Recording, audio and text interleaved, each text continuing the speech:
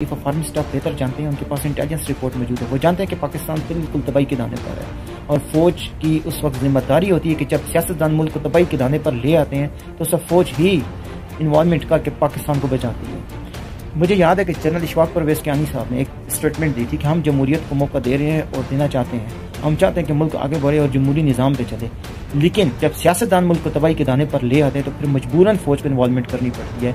और आज 2023 में वही पोजीशन है। इन सियासतदानों के तजर्बे, इनके ज़ाती मफाद, इनकी सियासत, इनकी इक़्तिदार की हवस ने पाकिस्तान को तबाही के दाने पर खड़ा कर दिया है। और अब इस वक्त सिर्फ फौज ही है जो मुल्क को बचा सकती है और पूरी कौम फौज की शाना बशाना खड़ी है। हम चीफ ऑफ आर्मी पेश करते हैं। अगर हम आवाम की इसी तरीके से अगर कोई सियासतदान है तो हम यही रिक्वेस्ट करेंगे कि उनको भी ना छोड़ें। अगर कोई फौज में है तो वो भी नहीं बचना चाहिए। पाकिस्तान बहुत तकलीफ से गुजर चुका है। हमने इस मुल्क को कुछ भी नहीं दिया, हमने सिर्फ इस मुल्क को खाया है। तो खुदारा आज पाकिस्तान को इस कौम की ज़रूरत है, हर फर्द को हिस्सा डालने की ज़रूरत है। पूरी कौम को तैयार रहना चाहिए अपने मुल्क के लिए, अपने वतन के लिए। देखिए पाकिस्तान है तो हम सब हैं, हमारे पास दूसरे मुल्क की कोई नेशनलिटी नहीं है। इस तरह सियासतदान भाग जाते हैं। हमें अपने मुल्क को बचाना होगा, हमें अपने मुल्क को ही वापस खड़ा करना होगा। जो गलतियाँ, जो कोताहियाँ हो चुकी हैं, हमें उसे भूल के आगे बढ़ना होगा।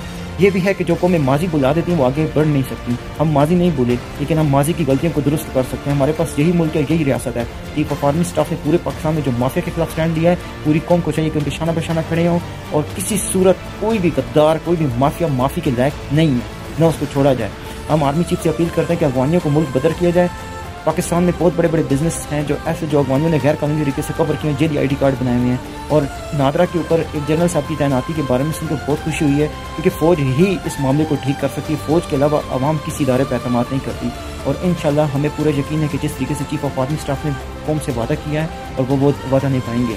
पाक फ़ौज जिंदाबाद, पाकिस्तान जिंदाबाद।